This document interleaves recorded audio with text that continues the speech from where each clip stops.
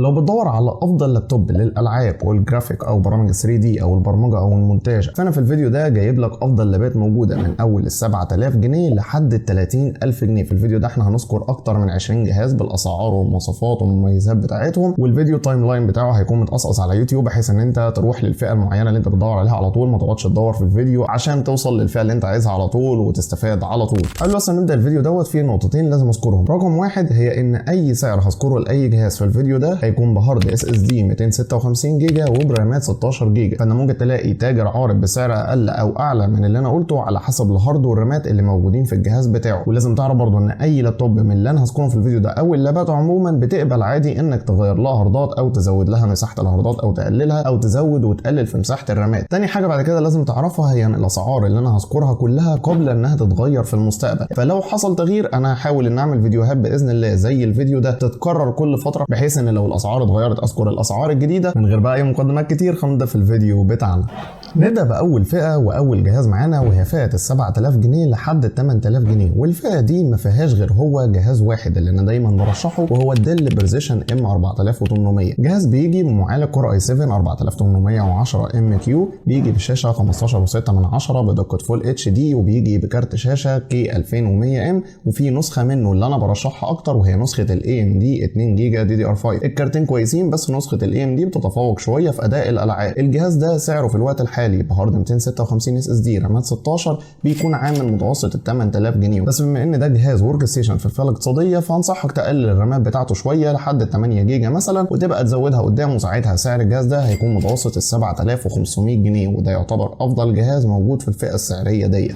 تاني فئه بعد كده وهي فئه ال 8000 لحد ال 9000 جنيه، وافضل جهاز في الفئه ديت هو الديل بريزيشن الام 6800. هو بالظبط اخو الام 4800 بنفس المواصفات. الفرقين الوحيدين اللي بين ال 6800 وال 4800 رقم واحد هو حجم الشاشه الاكبر ال 17 بوصه اللي موجوده في ال 6800، رقم اتنين كارت الشاشه الاعلى اللي بيجي يا اما انفيديا كي 3100 ام او الاي ام دي الام 600 ال 2 جيجا برضه، واللي اداؤه اعلى من الاي ام دي ام 500 اللي بيجي في الديل بريزيشن ام 4800. الاي ام دي الام 600 والام 500 الاثنين ادائهم حلو، بس الام 600 بيتفوق شويه في الاداء، مع العلم ان الام 6800 بيكون طبعا اتقل شويه في الوزن عن الام 4800، فبيكون صعب شويه انك تتنقل بيه كتير. لو انت عايز حاجه تتنقل بيها كتير هرشح لك اكتر الام 4800. وبالنسبه لمتوسط سعر الام 6800 حاليا فهو بيكون متوسط ال 9000 جنيه بهارد 256 ورامات 16، وزي ما قلت في الام 4800 برضه يفضل انك تقلل شويه من مساحه الرامات لو انت عايز تقلل في السعر، او انك بدل ما تحط 256 اس اس دي ممكن تحط 128 اس اس دي مع هارد تاني 500 اتش دي دي، تركب الاثنين مع بعض الجهاز هنا بيقبل عادي، وساعتها هيكون في نفس الفئه السعريه برضه.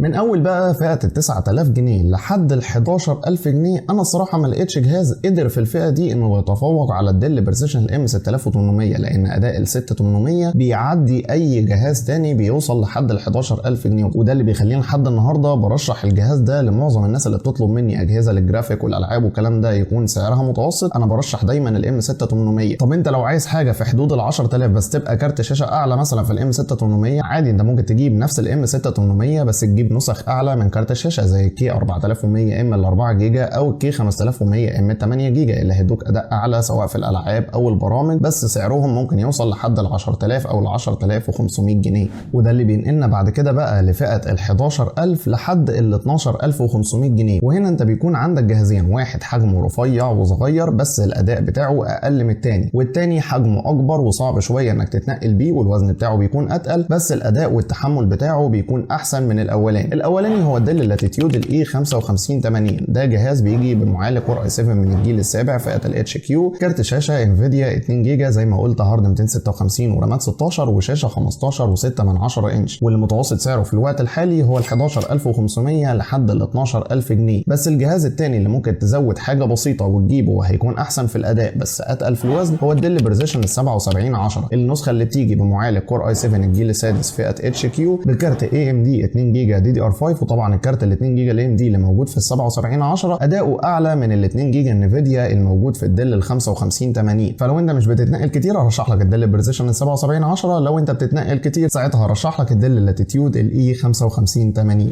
رابع فئه بعد كده معانا وهي فئه ال 14000 لحد ال 15500 جنيه، وهنا اكتر جهاز برشحه في الفئه ديت هو الديل بريسيشن 7510، النسخه اللي بتيجي بمعالج كور اي 7 من الجيل السادس فئه اتش كيو مع كارت شاشه ام 2000 ام 4 جيجا، برضه هارد 256 رامات 16 وشاشه 15.6 انش بدقه فول اتش دي. الجهاز هنا وزن متوسط حجم متوسط تقدر تتنقل بيه عادي، ومتوسط سعر الجهاز دوت هو ال 15200 جنيه لحد ال 15500 جنيه، واللي بيدخلنا على الفئه الخامسه بعد كده معانا واللي فيها اخواته الكبار وهم الزد بوك ال 17 الجي 3 او الديل بريسيشن ال 7710 اللي ذكرناه من شويه، بس النسخه الاعلى بقى في كارت الشاشه. الاثنين بيجوا هنا بمعالج برضه اي 7 جيل سادس فئه اتش كيو برضه 256 رامات 16. زي ما قلت الوزن والحجم بتاعهم بيكون كبير شويه، صعب ان انت تتنقل بيهم، والشاشه بتاعتهم 17.3 انش. وكارت الشاشه اللي بيجي في اللابين هنا هو الانفيديا ام 3000 ام ال 4 جيجا جي دي دي ار 5. كارت شاشه فرق الاداء بينه وبين الام 2000 ام اللي برضه 4 جيجا فرق الاداء ما بينهم شاسع ما بين الام 2000 ام والام 3000. فبكررها تاني، لو انت مش بتتحرك كتير اشتري ال 7710 او الزد بوك ال 17 الجي 3 اللي بكارت 4 جيجا، او لو انت البادجت اقل ممكن تنزل لكارت ال 2 جيجا الام 1000 ام او الاي ام دي اللي ذكرتهم في الفيديو من شويه. متوسط سعر بقى الجهازين دول بيكون ال 16500 جنيه بهارد 256 جيجا ورامات 16 جيجا.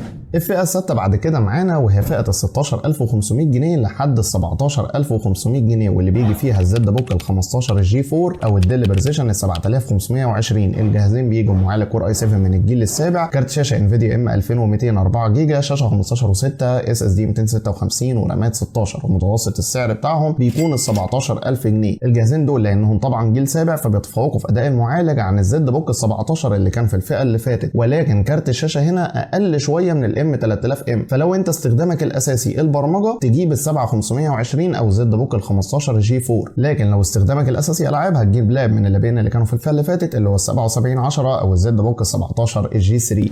الفئه الثامنه بعد كده معانا وهي فئه ال 17500 لحد ال 19000 جنيه، واللي بيجي فيها الديل بريسيشن ال 7720. وتفضيلي للجهاز ده بيكون زي بالظبط تفضيلي للام 6800 بالنسبه لفئه البادجت. هنا انت الفئه السعريه المتوسطه او الميد رينج هو ده الجهاز اللي انا بفضله، والجهاز ده الصراحه بيقدم اكبر قيمه مقابل سعر ده، لان الجهاز هنا بيجي بمعالج كور اي 7 من الجيل السابع او في نسخ منه نسخ الزيون، واللي انا صراحه بفضل نسخ الزيون اللي في الجهاز دوت. بيجي بكارت شاشه انفيديا بي 3000 6 جيجا، الاداء بتاعه جبار سواء في الالعاب او البرامج. الاداء بتاع الجهاز ده الصراحه خرافي، تبريد الجهاز ده قوي جدا جدا، تقدر تشتغل عليه 24 ساعه 7 ايام في الاسبوع من غير ما اللاب يحصل فيه اي مشاكل. اللاب بيجي بشاشه 17.3 انش، لو انت تشتغل عليها مونتاج من غير ما تجيب مثلا شاشه خارجيه فالمونتاج والالعاب او الجرافيك على الجهاز دوت بيكون ممتاز، الدقه والالوان والكونتراست بتاعها حلوين جدا. والجهاز دوت متوسط سعره في الوقت الحالي هو 18500 جنيه، والعيب الوحيد في الجهاز ده هو الوزن بتاعه. لو انت واحد بيتنقل كتير ساعتها العيب ده ممكن يكون عائق شويه بالنسبه لك، لكن لو انت مش بتتنقل كتير فاللاب ده في فئه الميد رينج اللي مش بس لحد ال 19000 بل انت ممكن تطلع كمان لحد ال 20000 تجيب نفس اللاب برضه بس بكارت شاشه اعلى. ممكن تجيب نسخه الانفيديا البي 4000 اللي هتقدم لك فرق اداء ملحوظ عن البي 3000 بفرق سعر حوالي 1000 ل 1500 جنيه، ولا يزال برضه هيكون افضل لاب في فئته السعريه. فاللاب هنا كده كموديل هو افضل لاب من اول ال 17500 لحد ال 20000 جنيه، انت ما تفكرش الا في الديل بريسيشن 7720.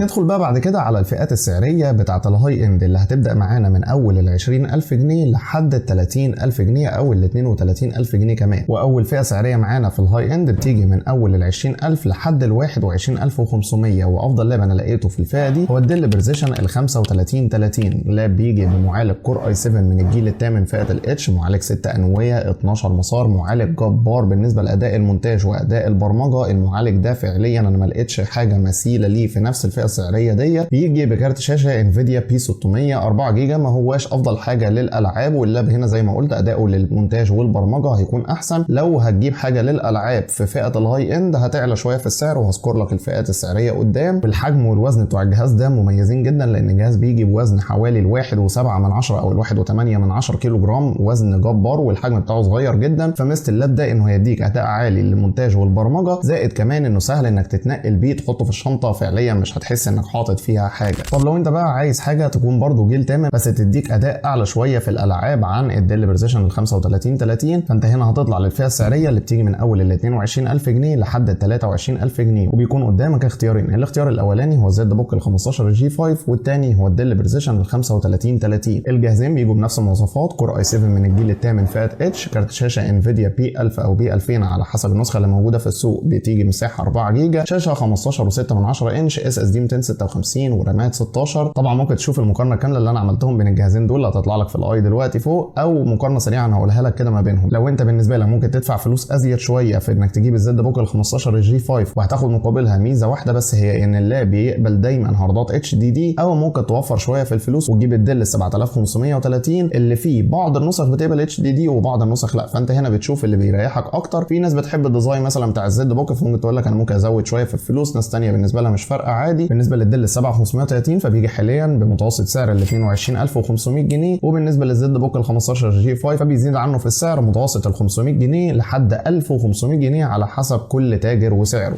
الفئه اللي بعد كده بقى معانا وهي فئه ال 23000 جنيه لحد 25000 جنيه، واللي بيجي فيها هنا قدامك اختيارين. الاختيار الاولاني هو الاختيار الاصغر، الاحسن في الحجم والاحسن في الوزن والافضل في اداء المعالج، وهو الديل بريسيشن ال 7540 اللي بيجي بمعالج كور اي 7 من الجيل التاسع، اس اس دي 256، رامات 16، كارت انفيديا 4 جيجا سواء التي 1000 او التي 2000 برضه على حسب الموجود في السوق، وشاشه 15.6 انش بدقه فول اتش دي. الوزن والحجم بتوعه كويسين جدا انك تتنقل بيه، والاداء بتاعه ممتاز بالذات في اداء المعالج واداء المونتاج والبرمجه. او ممكن انك تجيب بقى الاختيار الثاني الاكبر شويه في الحجم واكبر شويه في الوزن، وهو الديل بريسيشن ال 7730. 7730 بيجي كور اي 7 من الجيل الثامن فئه الاتش، اس اس دي 256 برضه رامات 16، شاشه 17.3 انش. بس كارت الشاشه بقى هنا هو الانفيديا البي 3200 ال 6 جيجا اللي الاداء بتاعه اعلى بفرق بسيط عن الانفيديا التي 2000. متوسط سعر الديل 7540 اللي هو الاصغر بيكون متوسط حاليا ال 23500 لحد ال 24000 جنيه، متوسط سعر الديل 7730 اللي هو الاكبر بيكون ال 24000 لحد ال 24500 جنيه. بالنسبه لي لو انت استخدامك الاساسي هو برمجه او المونتاج خليك في ال 7540، لو انت استخدامك الاساسي الالعاب او برامج ال 3 دي في الجرافيك ساعتها خليك في الديل بريسيشن ال 7730.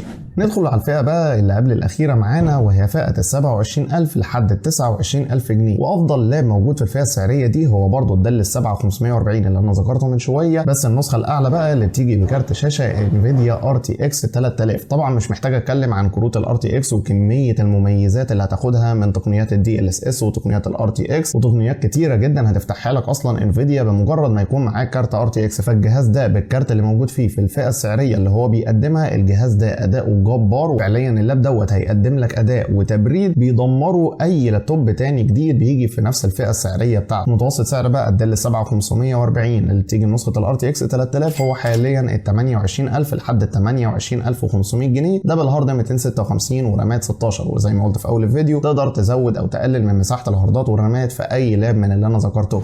ندخل على اخر فئه سعريه معانا بعد كده وهي فئه ال 29000 جنيه وصولا لحد ال 32000 جنيه، واللي بيجي فيها الاخ الاحدث لل 7540 اللي انا لسه ذاكره هو الديل بريسيشن 7550، او اللي نقدر نقول عليه اعلى لابتوب ورك ستيشن موجود حاليا في مصر من ناحيه المعالج وكارت الشاشه. الجهاز هنا بيجي بمعالج كور اي 7 10750 اتش، في نسخ بتنزل منه كور اي 9 من الجيل العاشر، في نسخ بتنزل زيون، بس النسخ دي لازالت ما توفرتش في مصر كتير وقليله جدا جدا في السوق، والنسخه المشهوره منه اللي بتيجي بمعالج كور اي 7 من الجيل العاشر. بالنسبه لكارت الشاشه فهو بيجي منه نسخ كتير بدايه من الانفيديا التي 1000 ال 4 جيجا وصولا لحد الار تي اكس 5000. اعلى نسخه هتلاقيها في مصر هي الار تي اكس 3000، مش هتلاقي نسخه اعلى منها الا قليل جدا جدا، وهتحتاج انك تدور كتير عشان تجيب نسخه الار تي اكس 4000 او الار تي اكس 5000 اللي بيكون سعرهم في السوق المصري حاليا مبالغ فيه جدا، فما بنصحش حد يشتريهم. نسخه الانفيديا التي 1000 او التي 2000 بيجوا بمتوسط سعر ال 29000 جنيه مصري، انما نسخ الار تي اكس 3000 بتيجي في اللاب ده حاليا بمتوسط ال 32000 جنيه مصري. طب هل انا بقى رايي ان ال 7550 يستاهل انك تدفع حوالي ال 1500 ل 2000 جنيه زياده لمجرد انك هتاخد جيل واحد اعلى، هتتنقل من الجيل التاسع لحد الجيل العاشر؟ انا من رايي انك تقيس على حسب استخدامك. معظم الناس الجيل التاسع كافي وزياده بالنسبه لها، بس في بعض الناس اللي بيكون مشاريعها مثلا في برامج الجرافيك محتاجه الجيل الزياده ده، فلو انت محتاج الجيل الزياده اطلع لل 7550 اللي هتدفع فيه حوالي 2000 جنيه ازيد. لكن لو انت الجيل التاسع بالنسبه لك هيكون كافي اصلا، ساعتها خليك في فئه ال 28000 جنيه وهات لك الديل بريسيشن ال 7540.